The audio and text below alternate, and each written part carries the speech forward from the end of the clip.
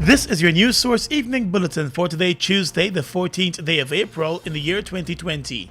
I'm Gordon Mosley. Here is what we're tracking tonight. The Chief Elections Officer is now expected to present the revised vote recount plan tomorrow when the Commission meets again. At today's meeting, the Elections Officer sought a number of clarifications from the commissioners. The opposition-nominated commissioners presented a recount plan of their own last week. That plan caters for more workstations for the recount and the shorter period. Commissioner Says Gunraj said he's disappointed that the final draft of the Secretariat's plan was not presented today. We thought that we were clear, but there were two or three aspects of what we discussed that were not, that they claimed they need clarification on.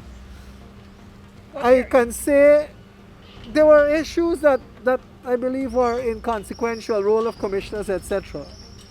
That being said, I'm disappointed that we have lost we've lost several days, we've lost a long weekend, and we've lost another day today. Mr. Gunraj stated that information was provided today on the clarification sought, and he's hoping that tomorrow's meeting will see the final draft presented. We finalized discussed the proposal that we prepared, that is to say myself, Commissioner Shadik and Commissioner Ben, and we took decisions and had discussions in relation to how that was juxtaposed to the proposal brought by the Commission, the CEO. Well, we thought that we were clear and that those discussions would then translate into an amended document from the Secretariat. Unfortunately, the Secretariat claimed to have to still need clarification, so we did not get that renewed document today. Those further clarifications were provided, and we expect a document tomorrow, at which time we will meet and hopefully clarify that. Government-nominated Commissioner Vincent Alexander said he was also expecting a final draft of the recount document to be presented today. He said the Secretariat sought clarification on some issues that he thought were previously addressed. My expectation was to have a document today. That was my expectation. And the extent to which I didn't have one today, and what caused me not to have one today, does not allow me to put my head in the blood. Mr. Alexander said there is also the issue of some commissioners raising issues that had already been addressed by the Elections Commission itself. He said nothing is absolute so far as the Commission awaits a draft recount plan. There were areas dealing, for example, the process. The minutes seem not to have been definitive as to the nature of the recount, which is a fundamental issue. And so this once again sought clarity on that, a matter which I thought we had long resolved. The Elections Commission is set to meet again tomorrow morning at 10:30 and also visit the site for the recount. It was also revealed today that the Commission has formally written to CARICOM for it to send a team to be part of the recount process, which will be supervised by the Elections Commission itself. Today marked 6 weeks since the 2nd of March elections. More news coming up in a moment. Parents and guardians, you are encouraged to tune in to the Guyana Learning Channel, Cable 29 or Channel 42 for daily educational and interactive learning sessions. The nursery program airs from 6 hours to 9 hours. Primary programs from 9 hours to 12 noon. We also air informative documentaries from 12 noon to 13 hours, and our secondary level programs are aired from 13 hours to 15 hours. Please continue to listen to our radio broadcasts. The interactive radio instruction for grades 1 to 3 daily on Voice of Guyana from 9 hours 30 to 10 hours for grade 1 pupils, from 10 hours 30 to 11 hours for grade 2s, and 13 hours to 13 hours 30 for grade 3 pupils. Please remember to tune in to benefit from these educational opportunities. A message from the Ministry of Education.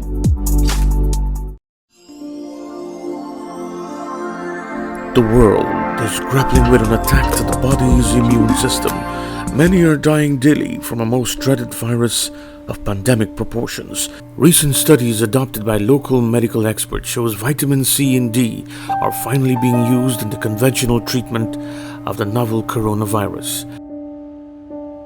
Boost your immune system with the ultimate booster now available at Sheriff Medical Center on Sheriff Street.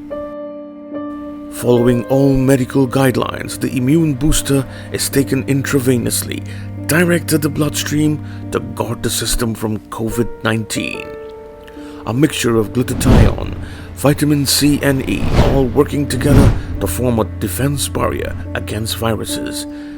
Time is critical as the virus rages on. Sheriff Medical Center, we are in the global fight to save humanity. GBTI is your Guyanese bank, a bank that understands every customer's unique needs, opportunities, challenges, and financial concerns. At GBTI, we see you for you. Whether you're buying a new home or car, planning your next vacation or retirement, saving for your child's future, or whether you're ready to take that bold step of investing in your dream business idea, we are with you every step of the way. We hear your stories and watch you focus on your dreams as we share your aspirations. We are more than just banking. We are a family. We are part of your community. Our commitment extends way beyond the walls of our branches and is demonstrated every day in the opportunities we provide to our individual and business customers. The support, time, and commitment we give back to communities across Guyana to help improve the lives of our Guyanese families. Because we see Guyana through your eyes. Fuel it up and drive, super 95. Tune up. Fuel it up and drive, super 95. Tune up. Protect your fuel system, boy. High mileage and performance, boy. Guy Oil Super 95 gasoline gives you more reasons to drive and is available at 56 service stations nationwide. For affordable price, high performance, and high mileage, choose Guy Oil's Super 95 gasoline. Fuel it up and drive. Tired of long lines? Register with MyGTT at mygtt.co.gy. That's mygtt.co.gy to view and pay your bills from anywhere. Enter to win an Amazon gift card worth $25 or a bounty voucher worth 5,000 Guyana dollars when you sign up today. GTT, do more.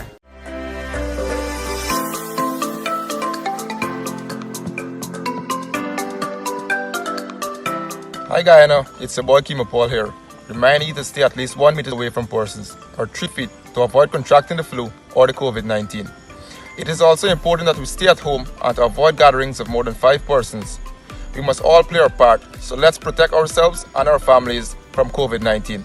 We must all play our part. The Ministry of Public Health cannot do this alone, so let's all come together and fight this virus. For further information, check our website www.health.gov.gy or visit the ministry's Facebook, Instagram, YouTube, or Twitter page. Welcome back. The total number of confirmed cases of the coronavirus in Guyana has climbed to 48, and that number also includes the 6 persons who died and those who have since been discharged from the hospitals. In a daily update today, the Ministry of Public Health revealed that a total of 224 tests have been conducted so far. 5 of the persons who have tested positive are now in the COVID-19 intensive care unit, while there are 21 persons in quarantine with another 34 persons in isolation at government facilities. The minister also provided information on the 4 Venezuelan women who have been placed in quarantine after being suspected of having the coronavirus. She said the women disregarded the home quarantine guidelines and were en route to Mahdia and Latem when they were intercepted and placed in institutional quarantine. The police were called in at the West Demerara Hospital after the women reportedly attacked medical staff. They have since been handcuffed to the beds to be kept there. Let's tell you now that under the revised COVID-19 emergency measures issued by the government and recently gazetted, citizens are now required to wear face masks when entering business places and the premises of other essential service providers. The order states that the businesses and services listed as essential during the emergency shall require persons to wear a mask when inside of the establishment. Essential services are also required to ensure staff members and customers and other persons maintain a distance of 6 feet from each other in and out out of the establishment. Operators and passengers in vehicles are also required to wear the mask. The list of essential services includes government offices, security and law enforcement agencies, supermarkets and markets, banks and gas stations. It has been widened to include a number of government and other services, including media, shipping and port services, and mining services. 2 weeks ago, while encouraging citizens to stay home and only leave their homes if absolutely necessary, the Ministry of Public Health started to encourage persons to always wear a mask once they are venturing out of their homes. In the world of finance, the World Bank, while reporting that Guyana is still expected to see unprecedented economic growth this year, is warning that the incomplete election outcome and falling oil prices, together with the coronavirus, could result in Guyana facing some risk. In its latest report on Latin America and the Caribbean, the World Bank projects that Guyana's economy could grow by 51.7% this year. There was an earlier projection of that growth being over 80%. The World Bank noted that across Latin America and the Caribbean, the financial sector reaches the current crisis from a position of relative strength. It added that at the onset of the current crisis, banks in the region were generally solvent and profitable, and most of them enjoyed considerable liquidity, and few were exposed to high foreign exchange risk in this part of the world. The Ministry of Public Health today handed over a river ambulance to Region 10 along with 5 passenger boats for several riverine communities. The vessels were handed over to the respective regional health officers at the compound of the Central Supplies Unit in Kingston. The river ambulance carries a cost of some $17 million, while the 5 boats totaled $2.6 million. The technical advisor to the Public Health Minister, John Adams, said the 5 boats would serve as river ambulances in the interim for far-flung riverine communities. 2 have been given to the Cayenne-Mazaruni region, 1 to the West Marara Essequibo Islands region, while the other 2 will be designated to other areas. The Region 7 Regional Executive Officer Kerwin Ward said the 2 boats would serve the Middle and Upper Mazaruni River areas. To date, river ambulances have been handed over to Region 1, Santa Mission in Region 3, Baracara in the Kanji Creek, and Oriala in the Quarantine River area, both in Region 6 and Bartica. On the police blotter right now, police investigators in the town of Linden are probing the shooting death of a vendor in front of his home last evening. The incident occurred at Wisma Linden, leaving residents with more questions than answers. The dead man has been identified as 43-year-old Glenroy Chapman, known as G, of Half Mile Linden. According to reports, Chapman and a friend were sitting on a bench in front of his yard when a masked gunman walked up and fired several shots at Chapman, hitting him multiple times. He was the only target, and his friend bolted from the scene during a shooting that appeared more like an execution. The 43-year-old man, who was married and was a father of 5, worked as a vendor in the Mackenzie market. There is no clear motive behind the shooting death, and the suspect remains unknown as the investigations continue. And still with police matters, the police force has also announced the arrest of the 3 suspects who were caught on camera during a robbery at a Republic Park home. Investigators say they are on the hunt for the other suspects. Those already arrested were positively identified by the victims, and several pieces of jewelry that were stolen during the robbery have been recovered. The home invasion and robbery occurred last Thursday night as the family members were hanging out in their living room. The armed bandits appeared through an open door and forced everyone to lie on the ground while they grabbed valuables and ransacked both floors of the house. The entire incident was captured on hidden cameras inside the home. The investigation is ongoing. Across the Region is coming up next.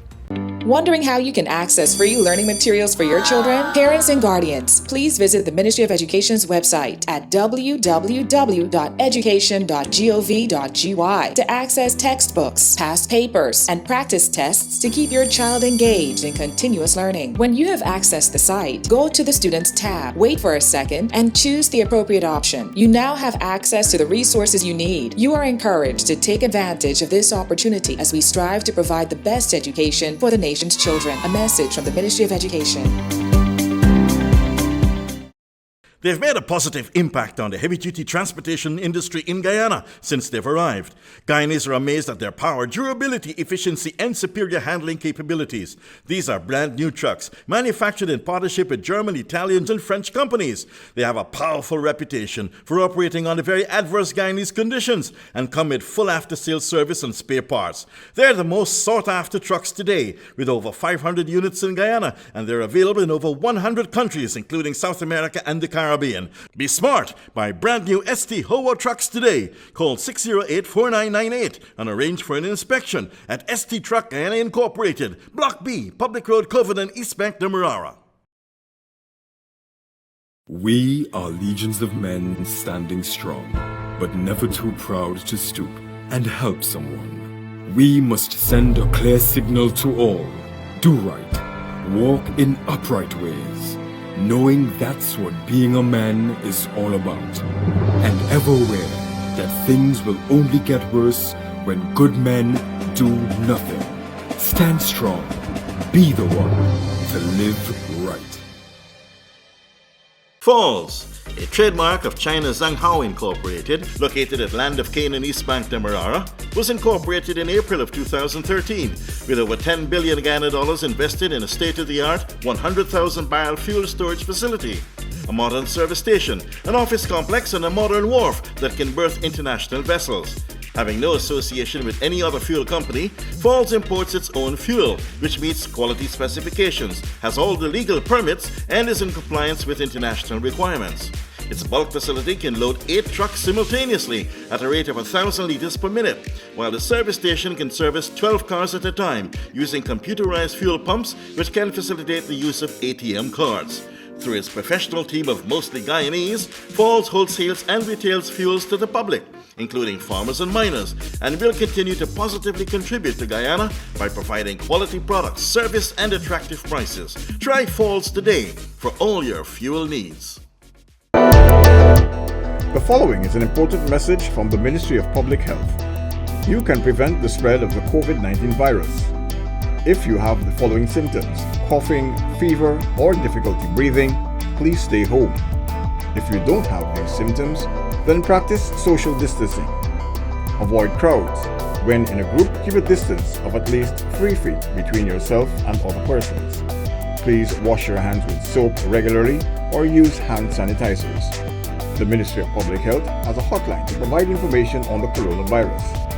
Members of the public can call 227-4986 or 624-3067. Across the region right now, the World Bank expects the Barbadian economy to bounce back from the coronavirus pandemic next year, once the crisis is short-lived. But Martin Rama, the International Financial Institution's chief economist for the Latin America and Caribbean region, urged that his forecast be taken with a grain of salt, given the uncertainty surrounding COVID-19's final impact. Rama also said it was still unclear if Barbados, which was graduated from funding because of its high income status, would be able to access World Bank financing, given the current situation's unprecedented nature. In its semi-annual report for the region titled The Economy in a Time of COVID-19, the World Bank forecasted that the Barbadian economy would contract by 7.7% this year, but grow by 4.9% in 2021.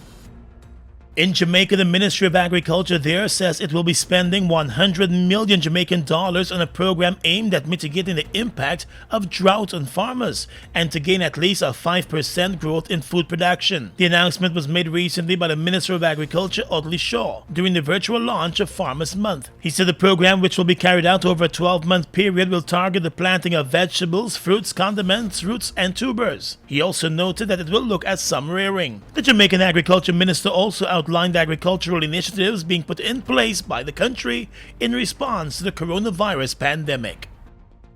And finally tonight, international news. Measles outbreaks may occur as a result of the coronavirus pandemic, officials say, because some vaccination programs are having to be delayed. UNICEF says 117 million children in 37 countries might not get immunized on time. There have been several large outbreaks in countries across Europe where MMR vaccine uptake has been low. The UK has already lost its measles-free status because of rising cases of the potentially deadly infection. The disease, which causes coughing, rashes, and fever, can be prevented by 2 doses of the mumps, measles, and rubella vaccine, available free to all young children in the UK. And that's your News Source Evening Bulletin for tonight. I'm Gordon Mosley reporting.